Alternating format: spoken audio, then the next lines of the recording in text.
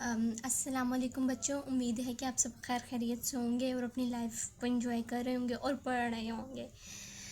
और आज का बच्चों हमारा जो टॉपिक है वो है कुरान की instructions to reveal the study of life. ये एज सच फॉर शॉर्ट और फॉर लॉन्ग हम नहीं कह सकते कि ये इम्पोर्टेंट है, but for MCQs that is मतलब ये इम्पॉर्टेंट है। ठीक है, in the holy Quran there are several verses. Quran पाक में बहुत सारी आयात हैं that highlight the study of life, जो हमें ज़िंदगी के मतलब हाईलाइट देते हैं, हमें बताते हैं कि ज़िंदगी का आगाज़ कैसे हुआ। ठीक है, here are few Quranic guidelines. यहाँ पे कुछ हमें मतलब कुरानिक हिदायत मिल रही हैं दैट इनकरेज, जो हमें इनकरेज कर रही हैं एक्सप्लोर, उनको जांचने में, and reflecting on the study of life, कि हम सोचें कि भाई मतलब लाइफ कैसे शुरू हुई, क्या सीन था, क्या सब कुछ था। अब देखें हमें कैसे पता चला कि हज़रत आदम अलैहिस्सलाम सबसे पहले इंसान थे। कुरानिक इस्लामिक नॉलेज से हमें ये चीज़ें पता चलती हैं ना। ठीक है, और हज़रत आदम के बाद अम्मा हवा, इनका भी हमें कुरान ने ही बताया। तो ऐसे ही मतलब कुरान हमें बहुत गाइड करता है। हम कहते हैं ना Islam is the complete code of life. कभी हम लोग पढ़ें तो सही, तो तभी हमें पता चलता है। और मैं आप यहाँ पे मैं आप एक और चीज़ ऐड करना चाहूँगी कि बच्चों आप कोशिश करो कि आप लोग ना कुरान को तर्जमे के साथ, एक लफ्ज़ ही सही, ठीक है, एक लफ्ज़ ही सही, लेकिन उसको तर्जमे के साथ पढ़ने की कोशिश किया करें। ठीक है, और मेरी बात सुने, एक लफ्ज़ एक दिन पढ़ेंगे ना तो small progress each day brings the big results. ठीक है ना, बहुत बड़े बड़े रिजल्ट्स आते हैं। ठीक है, आपको पता है एक अंग्रेज़ है, बहुत मतलब वो फेमस है, लाइक उसने ना कुरान पाक की पता है किस आयत से उसने इस्लाम कबूल किया था। वो कुरान पाक को ना तर्जुमे के साथ रीड कर रहा था, और उसने पता है क्या उसने पढ़ा था। उसने ये देखा था कि जो ना थे पहले पारे के दूसरे रुकू की पहली आयत, पहले पारे के उलाइका वाला होता है ना एक, वमिन नास, उसके बाद जो अगला रुकू आता है वो या युहन्नास उबुदू। इस रुकू में ना जो है ना इसकी ये जो आयत है, जब वो अंग्रेज़ ये पढ़ा था ना तो उसने फिर ये सोचा, उसने कहा अल्लाह ताला तो सिर्फ मुसलमानों को तो वो पुकार ही नहीं ना, वो तो कह रहे या युहन्नास, ए लोगो, मतलब तमाम दुनिया के लोगों को।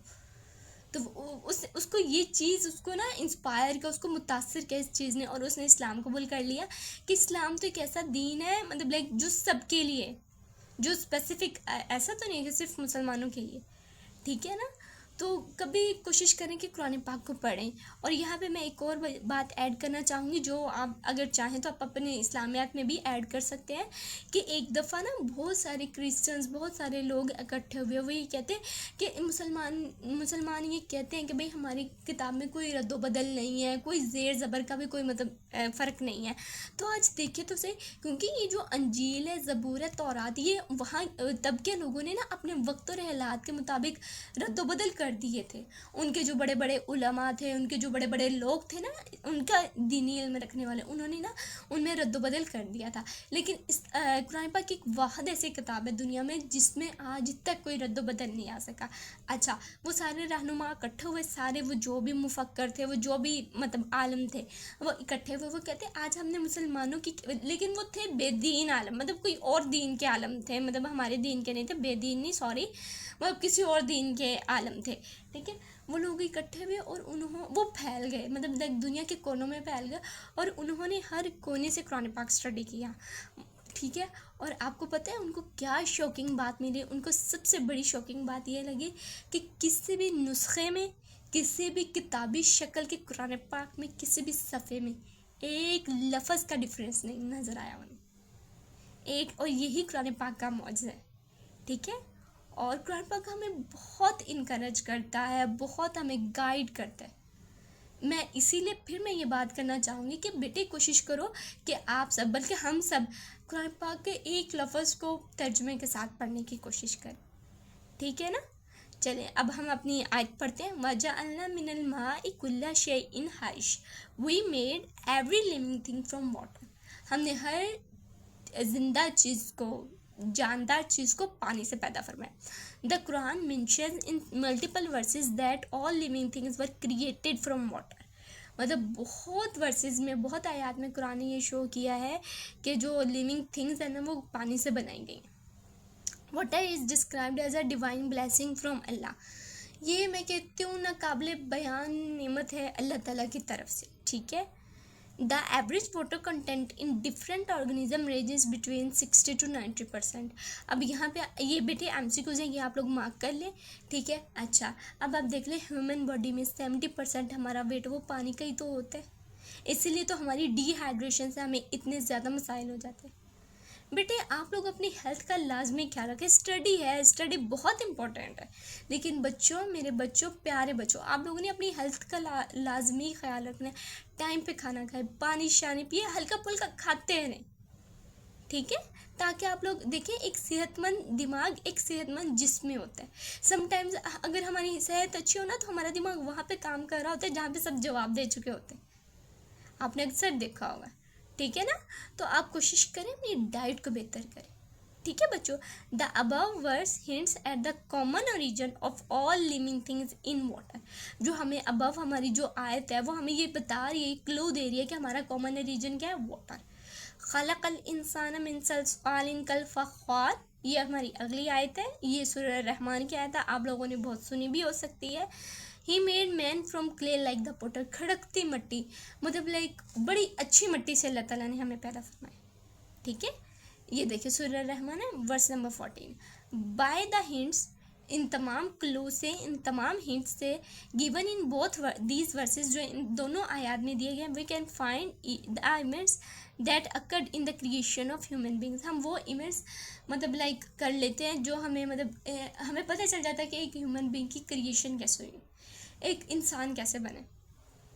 वही आपको पता है वो मतलब अल्लाह ताला ने जब हज़रत आदम अलैहिस्सलाम को मिट्टी से पैदा किया था तो शैतान वाला वो तो आप लोगों को वाक़या पता होगा ना, तो इसीलिए वही चीज़ को अल्लाह ताला कुरान पाक में इस तरह डिस्क्राइब कर रहे हैं।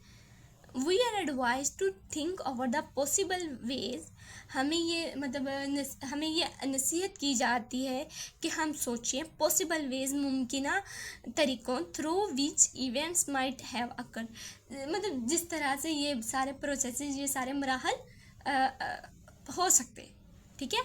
अल्लाह also hints at the method of the development of animals including human beings. Allah ने जानवरों के भी पैदा होने की बात पर गौर फरमाया है इंसानों के साथ साथ। अब देखिए ये अगली आयत है, सुम्मा खलकनन नुतफता अलकतन फ़खलकनल अलकता मुदगतन फ़खलकनल मुदगता इज़ामन फ़कसौनल इज़ाम लहमा, ठीक है। अब हम इसको पढ़ते हैं। Then fashion we drop a cloth, ठीक है। Then fashion with the cloth a little lump, then fashion with a little lump bones, then clothed the bones with flesh. सूरह अल मोमिनून वर्स नंबर 14। अब मैं आप लोगों को इसका बताती हूँ।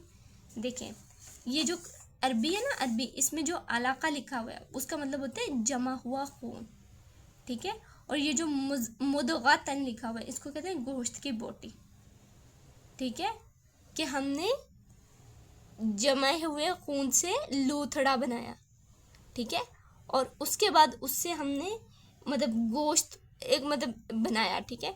और फिर हमने उसको फिर बोटी को हमने हड्डियाँ पहनाई, बोन्स, ये जो ये वाला है, then fashion with the little bones. इस आयत का मफहूम है बच्चों ये कि लाइक हमने बोटी को फिर हड्डियाँ हड्डियाँ पहनाई, ठीक है, and then clothed the bones with flesh, और हमने हड्डियों को गोश्त भर के उठाया और फिर मतलब लाइक इस तरह हमने ना इंसान को बनाया। और ये मफहूम है बेटे,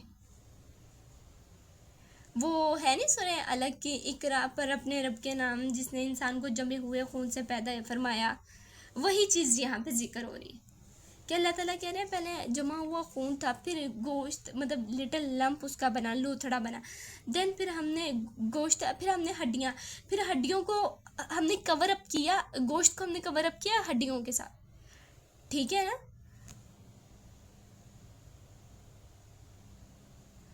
अब आगे हम पढ़ लेते हैं। Quran also describes the common origin and modification of animals.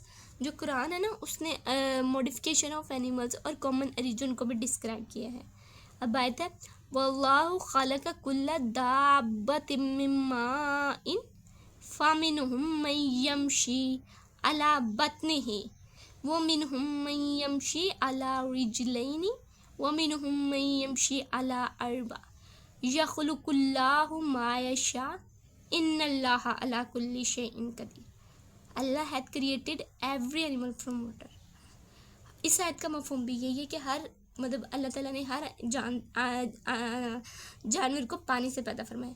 Then some of them creep up over their bellies, उनमें से कुछ जो होते हैं वो अपनी पेट के बल चलते हैं जैसे सांप।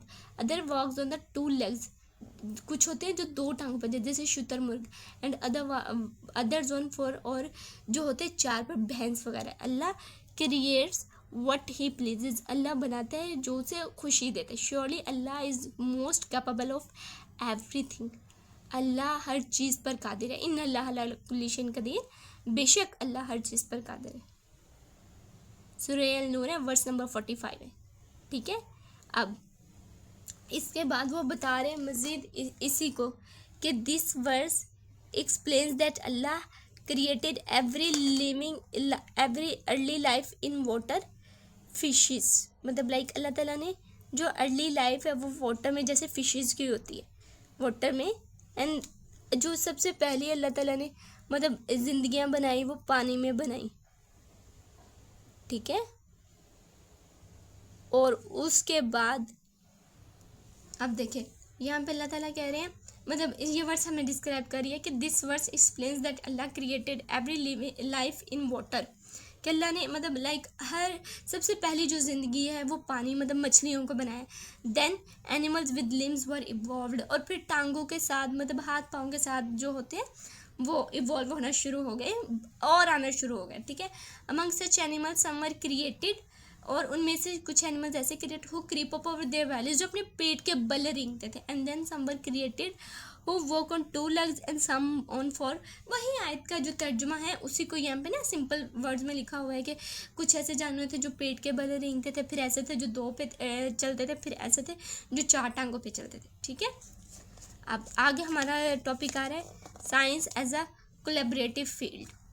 मतलब साइंस कैसे कोलैबोरेशन वाला फील्ड है। कोलैब क्या करना होता है कि हम किसी से ताल्लुक़ बनाते हैं। कोलैब, अब आपको पता है ये जो बड़े बिजनेस पार्टनर्स होते हैं, ये जो ब्रांड्स होते हैं, इनको हो ना कि मतलब लाइक अपनी कमर्शियल के लिए या अपने आप को ये बढ़ाने के लिए फिर ये किसी और कंपनी के साथ कोलैब कर लेते हैं, मिल लेते हैं। ठीक है, इसी तरह science is a collaborative field in which researchers from various disciplines work together to solve complex problems। Science एक ऐसा फील्ड है जिसमें ना रिसर्चर्स होते हैं, रिसर्च होती है एक ना।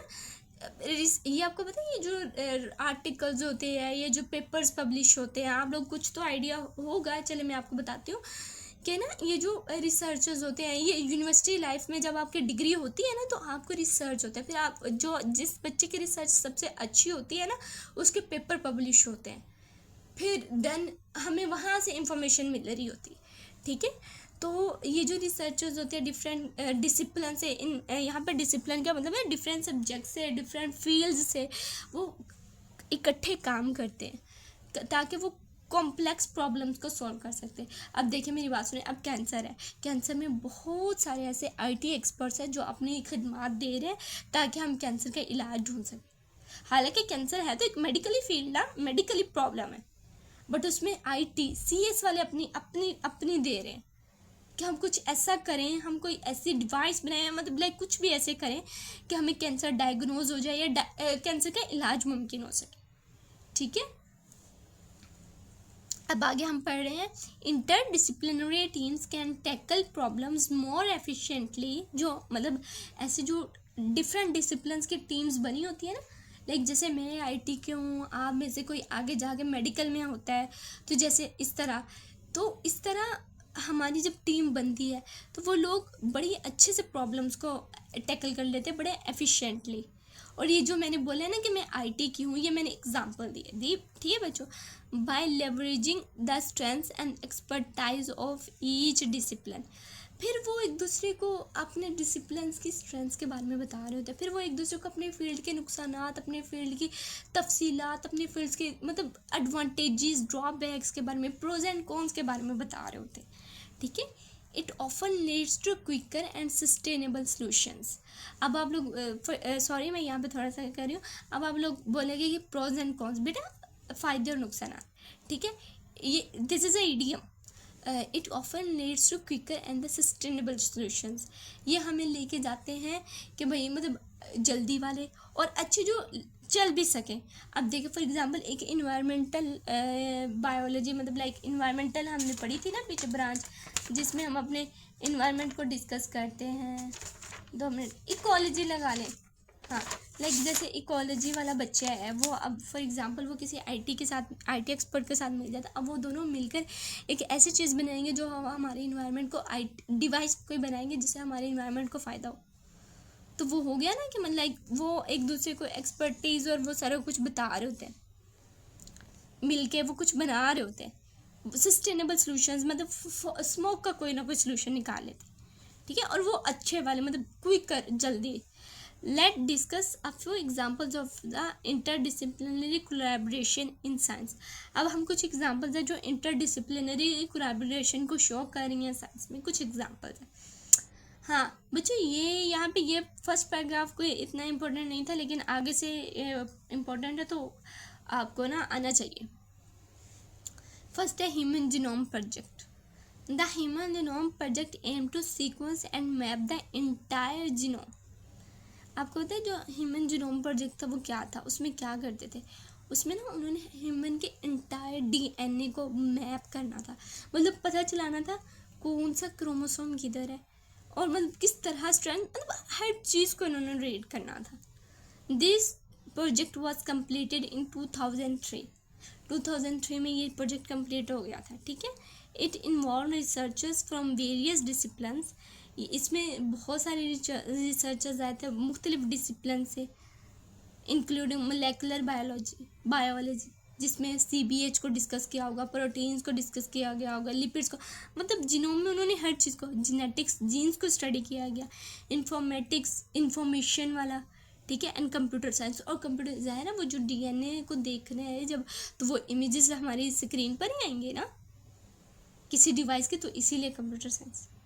तो इस तरह बच्चे जो दुनिया में बड़े बड़े प्रोजेक्ट्स हो रहे होते हैं ना, इसमें बहुत सारे रिसर्चर्स बहुत सारे फील्ड से मिले होते हैं, कोलैब किया होता है उन्होंने, ठीक है। और ये प्रोजेक्ट सक्सेसफुल भी हुआ था, और इस प्रोजेक्ट से बहुत उसके बाद आने वाले बहुत बच्चों को इन्फॉर्मेशन मिली थी, जेनेटिक के बच्चों को कि भाई ये मतलब लाइक इस तरह का होता है ह्यूमन जीनोम, ठीक है। Climate change research. Climate change requires collaboration among many disciplines.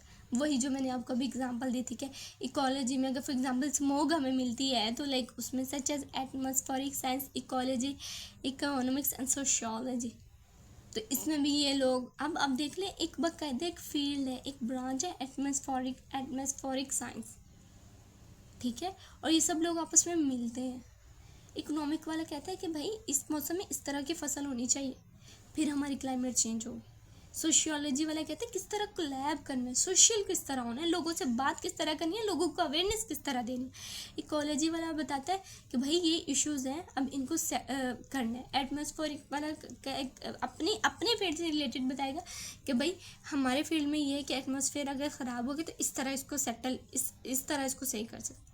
तो इस तरह वो क्लाइमेट चेंज पे भी रिसर्च होती है। रिसर्च तो हर छोटी छोटी चीज़ पर हो सकती है, ठीक है। अब उसके बाद हम अपना पढ़ते हैं, ये देखें, ये उन्होंने यहाँ पे लोगो भी बनाया हुआ है कि किस तरह एक इंसान को स्टडी किया गया। DNA जिन्होंने आप लोग ना सिंपल वर्ड्स में याद रखो, DNA को स्टडी किया गया। और वो देखिए किस किस फील्ड ने साथ दिया है, केमिस्ट्री ने दी है, बायो ने दी है, फिज़िक्स ने, एथिक्स ने। ज़ाहिर है जब कोई काम करते हैं ना लैब में तो वो कोशिश कर रहे होते हैं कि एथिकली हो वो काम। अब जो ना मैं आप लोग बता दूँ, क्लोन होता है, एक ना क्लोन होता है, डुप्लीकेशन किसी का बना लेना। साइंटिस्ट ना मतलब जानवरों को डुप्लीकेट्स बना लेते हैं लैब में, लाइक उसका DNA लेके इंसर्ट कर दिया, मतलब कुछ इस तरह करके ना वो लोग बना। लेकिन ना अब आपको पता है USA वाली साइड पे, UK वाली साइड पे ह्यूमन क्लोनिंग मना है कि ह्यूमन का डुप्लीकेट नहीं बनाना, ये अनएथिकल हो जाएगा। तो वो इस चीज़ को भी ध्यान में रखता है कि कौन सी चीज़ एथिकली ठीक है और कौन सी चीज़ अनएथिकली है, मतलब नहीं सही वो।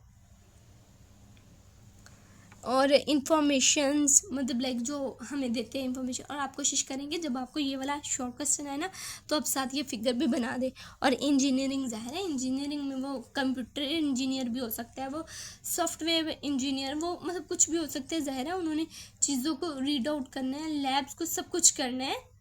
और मतलब लाइक हर चीज़ को, अब ज़ाहिर है डिवाइसेस में अगर हम कोई चीज़ डालें तो अगर अल्लाह ना करे डिवाइसेस, तो हम इंजीनियर्स तो चाहिए होंगे ना। तो इस तरह वो बड़ी अच्छी टीम होती है। और ये सब कुछ होता है जब इंशाल्लाह आप आएंगे आगे अपने यूनिवर्सिटी में तो आप देखिएगा। अब आगे आगे मेडिकल रिसर्च। आपको पता है ये जो कोरोना आया था थोड़ी देर पहले 2020 में, ये इस पर भी तो रिसर्च जो हुई थी वो मेडिकल रिसर्च थी। तब मेडिकल रिसर्चर्स ने सर्च कर रहे थे कि कोरोना की कौन सी वैक्सीन हो। ठीक है, अब ये देखें, medical research often depends on interdisciplinary collaboration. ये तो डिपेंड इंटरडिसिप्लिनरी, क्योंकि मेडिकल में भी तो हम आईटी की चीज़ें यूज़ कर रहे होते हैं ना, मेडिकल में भी तो हम गूगल यूज़ कर रहे होते हैं ना। तो इस तरह for example cancer research involves oncologist कहते हैं कैंसर कंसल्टेशन कंसल्टेंट्स को। ठीक है, कैंसर मतलब जिन्होंने कैंसर ही पढ़ा होता है। बायोलॉजिस्ट जिन्होंने मतलब ओवरऑल बायोलॉजी पढ़ी होती है। बायोकेमिस्ट जिनको केमिकल्स का पता होता है। जेनेटिसिस्ट जिनको जीन्स का पता होता है कि भाई अगर इस जीन में प्रॉब्लम आएगी तो ये होगा। फार्माकोलॉजिस्ट ये पता होगा कौन सा ड्रग ह्यूमन बॉडी में सही है, अगर ये वैक्सीन में शामिल किया जाए तो ये सही रहेगा। एंड स्टैटिशियंस मतलब लाइक जो हमारी नंबरिंग को भाई मतलब पहले राउंड में हम इतने बंदों को वैक्सीन लगाएंगे। आपको पता है अगर कोई चीज़ हम तक पहुंचती है, कोई मेडिसन है, कोई वैक्सीन है, वो हम तक ऐसे ही नहीं पहुंचती। उसके पहले मल्टीपल्स उसके वो हो रहे होते हैं, ट्रायल्स होते हैं। ठीक है ना, उनके मल्टीपल ट्रायल्स होते हैं, फिर कहीं जाके वो हम तक पहुंचती है। क्योंकि वो लोग यही तो कहते हैं कि ह्यूमन को नुकसान ना हो और बस चीज़ उन तक पहुंचे। और आप खुद देख लें यहाँ पे कितने लोग कंसर्न कर गए हैं एक दूसरे से सिर्फ एक वैक्सीन बनाने के लिए।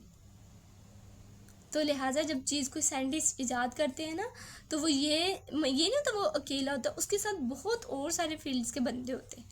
ठीक है, robotics and the artificial intelligence AI, इसका तो सबको पता होगा, चैट जीपीटी जिंदाबाद। The field of robotics and the AI is highly interdisciplinary. Robotics और एआई का तो कहते हैं कि बहुत ताल्लुक है लैला मजनू की तरह। It involves computer science engineering, इसमें कंप्यूटर साइंस होती है, इंजीनियरिंग होती है, मैथमेटिक्स होती है, न्यूरो साइंस होती है एंड साइकोलॉजी। इसमें लोग साइकोलॉजी को भी स्टडी करते हैं कि हम अगर कैसा रोबोट बनाएंगे कि जो इंसानों को पसंद आएगा। ठीक है, इस तरह। और इंजीनियरिंग लाइक देखें ना, हम रोबोट एक मशीनरी है, उसको कैसे बनाना है, कौन सी चीज़ कहाँ पे फिट करनी है। मैथमेटिक्स कौन सा फार्मूला लगेगा कि मतलब लाइक ये चीज़ अच्छी होगी।